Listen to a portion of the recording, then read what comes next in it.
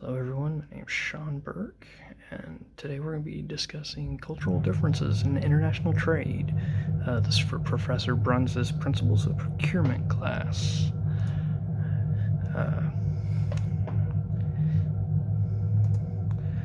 I've chosen this country to investigate. Specifically, they are frequently a supplier in the industry and the company that I work within specifically. China is also a large player in a great deal of manufacturing businesses for the vast majority of the world's trades. This ranges from textiles to agricultural goods, all the way to electronic manufactured goods like circuit boards or solar panels. First off, we're going to talk about power distance.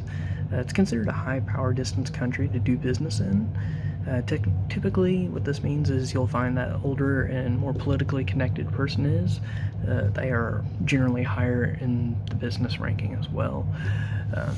And as such, you'll find that it's a highly structured and disciplined hierarchy within the business companies. If we compare that to the United States, we don't really see that so much, where we'll have very young entrepreneurs being CEOs and so on and so forth. In the United States, we don't have just because they're older means that they're most likely higher ranking. It's just not a rule of thumb here in the States.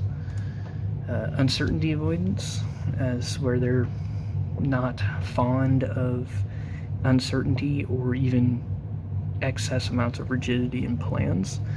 China is considered a country whose business practices are very much about avoiding uncertainties. Another thing to note about that is it's important to look at context clues when dealing with a member of this culture, as when they're giving non-committal responses, those are often negative responses, as not wanting to do whatever specific proposal has prompted that reaction. Individualism is obviously where we have the individuals are frequently favored over the group. However, in Chinese culture, this is not the case. The needs of the many or the business will outweigh a personal agenda or a single individual's needs. Now, polychronic and monochronic time. Cultural norms within China have predisposed its people to have a polychronic view of time. This is a view that focuses more on the actual events that are happening currently and coming to a resolution, as opposed to with a monochronic, where time is a resource to be allocated, spent, or used. This is where people frequently think of, I'm in a meeting and that's all I'm doing currently, that's all that's going on. Whereas the Chinese, they are more along the lines of looking at the entirety of things happening all at once. So this contributes to their relationship styles within business as well. Again, they are far more apt to worry about the relationship development within it than anything else, whereas here in the United States, we are frequently looking at a meeting as this is when it starts, this is when we're getting done by, and that's how we think of time. Personal and impersonal business relationships. Businesses within China are frequently seen to be highly personal relationships.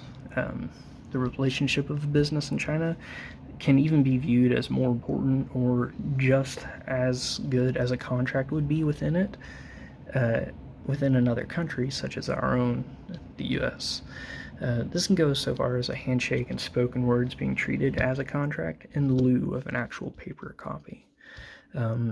If you're doing business with people of a Chinese culture, it can even be considered rude for a business partner to have a contract and request signatures if it's done too soon in a relationship. So their business relationships are highly personal as compared to with the United States. Very much we're impersonal. Buyer-seller rank. The buyer and seller ranks are very important to the Chinese, as you can imagine, since they do have a high power distance culture. Again, with that highly structured hierarchy.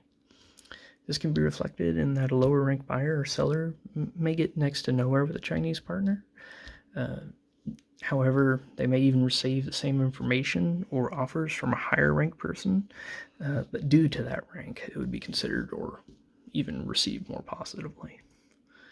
The importance of harmony. As you can guess from Chinese view of individualism, harmony is incredibly important to the culture of China.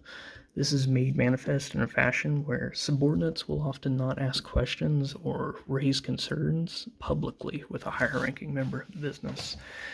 They do this to project the image of harmony as well as continuing to keep the harmony going or not rock the boat, so to speak. Now, face.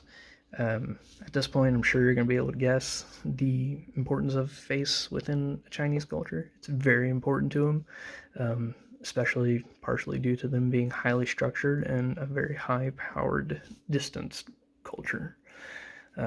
This is also reinforced with the importance placed on the personal relationships between business partners. It's always good practice within Chinese culture to not shut down an offer that you don't want in a harsh or very short manner. It's just seen as rude and losing face. On the other end of that, it's often a good idea to allow a partner of this culture a way to have an out of a situation where they can more softly refuse an offer that they're not happy with.